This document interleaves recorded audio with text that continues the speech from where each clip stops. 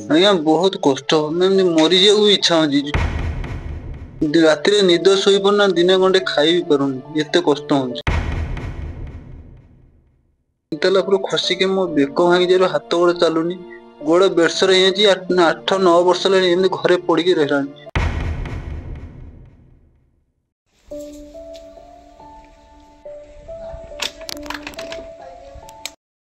ଆଜ୍ଞା, ଆମେ ଆଜି ଅଛୁ ଏମିତି ଜଣକ ଘରେ, ଯାହାକି ଭିଡିଓ ଦେଖିବା ଅସମ୍ଭବ, ଆଉ ତାଙ୍କ କଥା କହିଲେ ବି ଆପଣ ହୃଦୟ ଫାଟିଯିବ।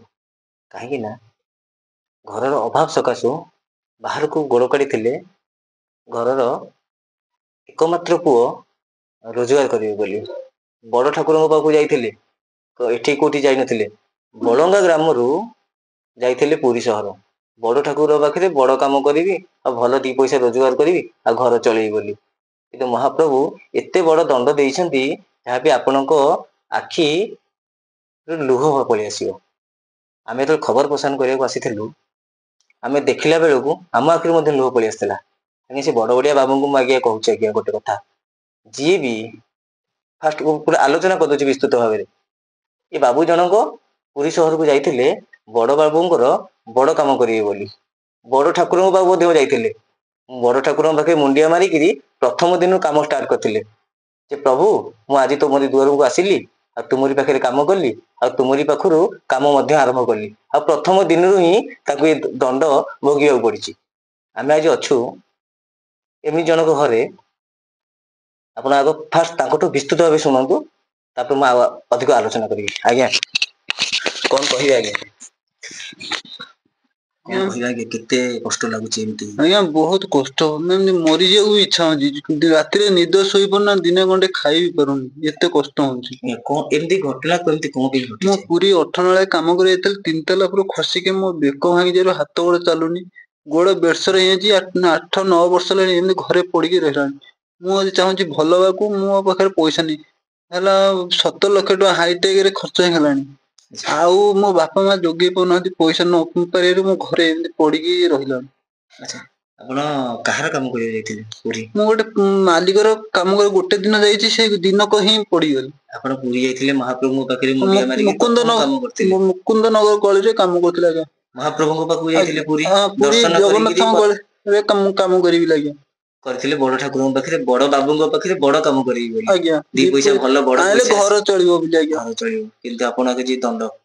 3 ତାଲା ଉପରୁ ଖସିଯାଇ ବୋଲି ମୁଁ ଭଲ ହବାକୁ ଚାହୁଁଛି। ମୁଁ ସବୁଆଡେ ବୁଲି ଆସିଲାଣି, ପଇସା ଯୋଉଠି ଗଲେ ଖାଲି ପଇସା ଦରକାର, ପଇସା ମୁଁ ନଥିବାରୁ ଘରେ ଏମିତି ପଡିକି ରହୁଛି।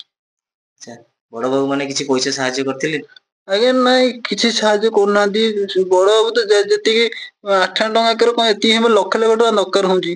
ମୁଁ ସେ ପଇସା ସିନା ହେଲେ ମୁଁ କୋଉ ମେଡିକାଲ ଯାଇପାରିବି, ନା ସରକାର ସାହାଯ୍ୟ କରୁଛି, ନା କିଏ ଗୋଟେ ମତେ ନେଇ ଭଲ ମେଡିକାଲରେ ସାହାଯ୍ୟ କରୁଛି। ମୋ ହାତକୁ ପଇସା ନ ଦିଅନ୍ତୁ, ମତେ ଖାଲି ଟିକେ ଭଲ କରିଦେଲେ, ମୁଁ ଦିପାଦେ ଚାଲିବି, ନିଜ ହାତରେ ନିଜେ ଗଣ୍ଡେ ଖାଇପାରିବି। ମୋ ମା ଆଉ କରିପାରୁନି। ମୋ ମା ବଞ୍ଚିଛି ବୋଲି ମୁଁ ଆଜି ବଞ୍ଚିଛି, ମୋ ମା ର କଣ ହେଇଛି ମୁଁ ବି ମରିଯିବି। କେତେ ବର୍ଷ ହେଲାଣି ଏମିତି ଆଜି ସବୁ ଆଜ୍ଞା 9 ବର୍ଷ, 8-9 ବର୍ଷ ହେଲାଣି ଆଜ୍ଞା। 9 ବର୍ଷ ହେଲାଣି ଆପଣ ଏମିତି ଶୋଇକିରି ଏଇ ରହିଛନ୍ତି। ଗୋଟେ ପଟିଆ ହିଁ ଶୋଇଛି, ଗୋଡଟା ବି ବେଡ୍‌ସର ହେଇଛି, ଏପଟିଆ ବି ଶୋଇପାରୁନି, ଚିତ ବି ଶୋଇପାରୁନି। ଏମିତି ରାତି ଦିନ 24 ଘଣ୍ଟା ଏଇ ଗରମ ମାଡ଼ିକି ରହୁଛି ଆଜ୍ଞା। ଆଚ୍ଛା, ସରକାରଙ୍କୁ କଣ ସହାୟତା ସରକାରଙ୍କ ତରଫରୁ ମିଳିଛି? ମିଳିଛି ରିଲିଫ ଫଣ୍ଡରୁ ଆଜ୍ଞା 15,000 ଟଙ୍କା ମିଳିଛି ଆଜ୍ଞା, ମୋ ଜାଣିବାରେ। ଓ 15,000 ଟଙ୍କା। ଗୋଟେ ଜୀବନ ପାଇଁ 1500 ଟଙ୍କା ମିଳିଥିଲା ମାତ୍ର? 15,000 ଟଙ୍କା ଆଜ୍ଞା। 15,000 ଟଙ୍କା, ଆଜ୍ଞା 15,000 ଟଙ୍କା 8 ବର୍ଷ ତଳେ ମିଳିଥିଲା। ଆଜ୍ଞା।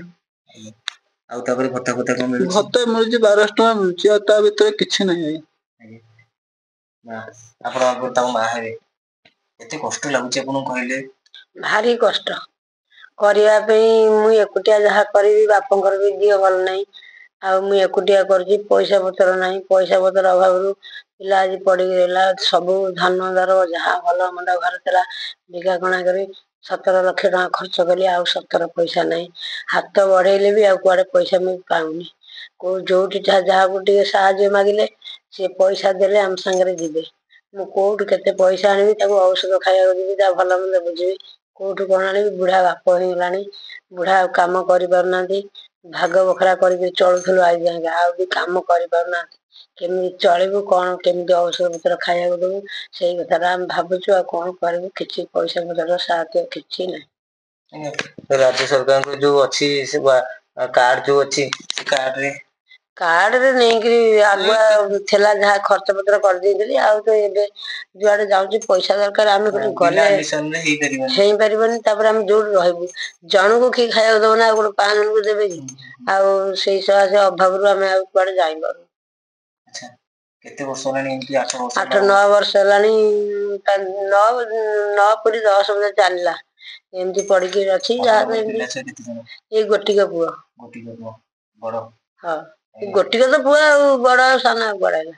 ବଡ ଠାକୁରଙ୍କ ପାଖକୁ ମା ପଠେଇଥିଲେ, ବଡ ଠାକୁରଙ୍କ ପାଖକୁ ବଡ ଦାଣ୍ଡରେ କାମ କରିବ, ପୁରୀରେ କାମ କରିବ, ଭଲ 2 ପଇସା ଆଇଲେ ମୋ ଘର ଚଳିବ ବୋଲି।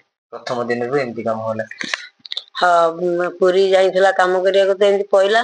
ଆଉ ବଡ ପଇସା ଆଣିବ, ବଡ କାମ କରିବ ବୋଲି ଗଲା। ତାପରେ ଲୁଚିକିରି ବି ପାଠ ପଢୁଥିଲା, ଲୁଚିକିରି ପଳେଇଲା ଆମ ଅଭାବ ଦେଖିକିରି। ମେନ୍ ପରୀକ୍ଷା ଟା ଦେଇନି। ଦ୍ୱିତୀୟ ତୃତୀୟ ପରୀକ୍ଷା ଦେଇଛି, ମେନ୍ ପରୀକ୍ଷା ଟା ରହିଛି ଆଉ ଦେଇନି ବି। ପଳେଇଲା, ମାଟ୍ରିକ ପରୀକ୍ଷା ନ ଦେଇ ପଳେଇଲା। ଯାଇକି ତ ଯୋଉ ପଳେଇଲା ଆଉ। ବାବୁଙ୍କ ପାଖରେ କାମ କରୁଥିଲା ସେ ବାବୁଙ୍କ ନାଁ ଜାଣିଛନ୍ତି ଆପଣ? ନା ନା, ସିଏ ତ କୋଉ ଗାଁର କଣ ଆମେ ଆଉ ଜାଣିଛୁ କଣ? ଏଇ ପିଲେ ସବୁ ଗଲେ କାମ କରିବାକୁ, ଗଲା ତାଙ୍କ ସାଙ୍ଗରେ। ଦିନେ ତ ଜାଣିଛି, ତା ଆର ଦିନକୁ ଏମିତି ହେଲା ଆଉ। କଣ ସହାୟତା ମାଗୁଛ ସରକାରଙ୍କୁ? ମୁଁ ସରକାରଙ୍କୁ ସହାୟତା ମାଗୁଛି, ମୋ ପୁଅର ପଇସା ପତ୍ର ଦରକାର। ପଇସା ପତ୍ର ଦିଅନ୍ତୁ, ନହେଲେ ନାଇଁ ଭଲ ଡାକ୍ତର ପାଖକୁ ନେଇକି ଭଲ କରନ୍ତୁ। ମୋର ଏତିକି ଅନୁରୋଧ। ଆପଣ ଶୁଣୁଥିଲେ ଗୋଟେ ଦୁଃଖୀଙ୍କ ପରିବାରର କାହାଣୀ। ପ୍ରଥମ ଦିନରୁ ହିଁ ଆଜି ସେ ଶଯ୍ୟା ସାୟୀ। ଘରୁ ଲୁଚି ପଳାଇଥିଲେ ଘରର ଅଭାବ ଦେଖିକିରି। କାହିଁକି ନା ମୁଁ 2 ପଇସା ଆଣିଲେ ମୋ ଘର ଚଳିବ। ମୁଁ ପାଠ ପଢିଲେ, ଏଇନେ ପାଠ ପଢିଲେ ମୋ ପାଠ ପଢିବା ପାଇଁ ମଧ୍ୟ ପଇସା ନାହିଁ। ମୋ ବାପା ମା ମତେ ପାଠ ପଢେଇ ପାରୁନାହାନ୍ତି। ମୁଁ ପାଠ ପଢିବିନି, ମୁଁ ବଡ ଦାଣ୍ଡକୁ ଯିବି ଏବଂ ବଡ କାମ କରିବି ବଡ ବାବୁଙ୍କ ପାଖରେ। କିନ୍ତୁ ଦେଖନ୍ତୁ, ପ୍ରଥମ ଦିନରୁ ହିଁ ଏଇଭଳି ଅବସ୍ଥା। ଠିକ ଅଛି, କାର୍ଡ ମଧ୍ୟ ଅଛି, ସରକାରଙ୍କ ଦ୍ଵାରା କାର୍ଡ ଅଛି ଯାହାକି ସେବା ହେଇପାରିବେ। କିନ୍ତୁ କାର୍ଡ ଗୋଟେ ନିୟମ ମଧ୍ୟ ଅଛି, ଯୋଉଠି ଯେ ଆଡମିସନ ହେବେ ସେଠି ହିଁ ତାଙ୍କର କାର୍ଡ ଲାଗୁ କରାଯିବ। ଆଉ ବିନା ଆଡମିସନ ରେ ତାଙ୍କର କୌଣସି ପଇସା ସେ ପାଇପାରିବେନି, କି କୌଣସି ଉପଶମ ତା ଦେହରୁ ପାଇପାରିବେ ନାହିଁ। ଯୋଉ କାର୍ଡ ଯୋଉ ଅଛି ରାଜ୍ୟ ସରକାରଙ୍କ। କିନ୍ତୁ ଘରେ ପଡି ପଡି କେତେ ଦିନ ବା ଏମିତି ରହିବେ? ବାବୁଙ୍କ ଯୋଉ ଏଠି ପଢିଛନ୍ତି ବାବୁ ଜଣକ, ସେ ବାବୁ ଜଣକ ବଡ ବାବୁ ହେବେ ବୋଲି ଗୋଟେ ଆଶା କରିଥିଲେ। କାହିଁକି ନା ମୁଁ ଘର ଛାଡିକି ଯାଉଛି, ମୋ ବାପା ମାଆଙ୍କୁ ଟିକେ ଚଳେଇବି, ଆଉ ବାପା ମାଆଙ୍କୁ ମୋର ଟିକେ ଖୁସି ଦେବି ବୋଲି। ଆଜ୍ଞା, ଆମେ ବି କଥା କହିଲେ ଆମ ଅନ୍ତର ଫାଟି ଯାଉଛି, କାରଣ ଆଙ୍କୁ ଦୁଃଖ ଦେଖିକିରି। ଗେଣ୍ଡା ପୁଅକୁ ଛାଡିଥିଲେ 2 ଘଣ୍ଟା ଘରକୁ ଖାଦ୍ୟ ଆଣିବ ବୋଲି, କିନ୍ତୁ ଦେଖନ୍ତୁ ତାଙ୍କ ଅବସ୍ଥା କେମିତିକା। ଆମେ କାହାକୁ ସମାଲୋଚନା କରିବା ପାଇଁ କୋଉ ରାଜ୍ୟ ସରକାରଙ୍କୁ ଆଜ୍ଞା କହୁନୁ ଆଜ୍ଞା।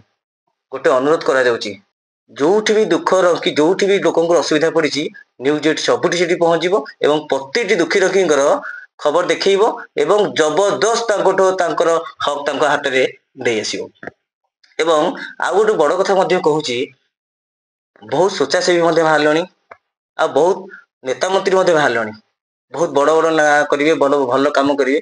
କିନ୍ତୁ ଦେଖନ୍ତୁ, ଗୋଟେ ଘର ଭିତରେ ଗୋଟେ ଦୁଃଖୀ ନା ବାହାରକୁ କିଏ ଜାଣି ପାରୁଛନ୍ତି, ନା କି ବୁଝି ବି ମଧ୍ୟ ପାରୁଛନ୍ତି। କାରଣ ଘର ଭିତରେ ଆଙ୍କ ଦୁଃଖ ଲୁଚି ରହିଯାଉଛି, କାରଣ ସେ କାହାକୁ କହିପାରୁନାହାନ୍ତି। ନା କାରଣ ଗୋଟିଏ ଦିନରେ ହିଁ ତାଙ୍କର ଏଇଭଳି ଅବସ୍ଥା। ଯଦି ମାସେ କି ବର୍ଷେ କି 2-3 ବର୍ଷ କୋଉ ମାଲିକ ପାଖରେ କାମ କରିଥାନ୍ତେ, ତାହେଲେ କହିପାରିଥାନ୍ତେ ଯେ ମୋ ପୁଅ ପାଇଁ କିଛି କ୍ଷତିପୂରଣ ଦିଅ, କି ତମେ ହେଲା ମୋର ଏଇ ମାଲିକ କି ଏଇ ଜିନିଷ। ପ୍ରଥମ ଦିନ ଲୁଚି ପଳେଇଥିଲେ ଯେତେବେଳେ, କାରଣ ସେ ମାଲିକକୁ ହିଁ ଚିହ୍ନି ନାହାନ୍ତି। କାହାକୁ ବି ଅପିଲ କରିବେ ଯେ ମୋର ଏମିତି କ୍ଷତି ହେଇଛି ବୋଲି। ବାବୁଙ୍କୁ ମୁଁ ମଧ୍ୟ କହୁଛି, ଭିଡିଓଗ୍ରାଫି ପରେ ଏଇ ନ୍ୟୁଜକୁ ଯିଏ ବି ଦେଖୁଛନ୍ତି, ଆଙ୍କୁ ସାହାଯ୍ୟରେ ହାତ ବଢାନ୍ତୁ। ଏବଂ ଇଏ କୋଉ ପଇସା ମଧ୍ୟ ମାଗୁନାହାନ୍ତି, ଗୋଟିଏ ଅପିଲ କରୁଛନ୍ତି କି ୟାଙ୍କୁ ଗୋଟେ ଭଲ ଡକ୍ଟରଙ୍କୁ ଦେଖେଇକି ଟ୍ରିଟମେଣ୍ଟ କରନ୍ତୁ। ଏବଂ ଟ୍ରିଟମେଣ୍ଟ ଦ୍ଵାରା ଇଏ ଭଲ ହେଇକି ସୁସ୍ଥ ହେଇ ଟିକେ ବସିବେ। ଆଉ ଯୋଉ ମା ଯୋଉ ମୋ ହାତ ମୁଠାରେ ଦଉଛନ୍ତି ଖାଦ୍ୟ, ଯେ ତାଙ୍କୁ ଯୋଉ ଖାଦ୍ୟ ଦଉଛନ୍ତି, ମୁଁ ହାତରେ ନିଜେ ଖାଇବି ବୋଲି ତାଙ୍କର ଗୋଟେ ଦୁଃଖ ରହିଆସିଛି। ଏବଂ ସମସ୍ତଙ୍କୁ ମଧ୍ୟ ଅନୁରୋଧ କରୁଛି, ଭିଡିଓଟାକୁ ଏତେ ମାତ୍ରାରେ ସେୟାର କରନ୍ତୁ ଯେ ବାବୁ ଜଣକ ସାହାଯ୍ୟ ପାଇବେ ଏବଂ ସହଯୋଗର ହାତ ପ୍ରତି ଓଡିଶାର କୋଣ ଅନୁକୋଣରୁ ଛୁଟି ଆସିବ। ପୁରୀରୁ ଅଶ୍ୱିନୀ ସେନାପତି, ନ୍ୟୁଜ 8 ଓଡ଼ିଆ।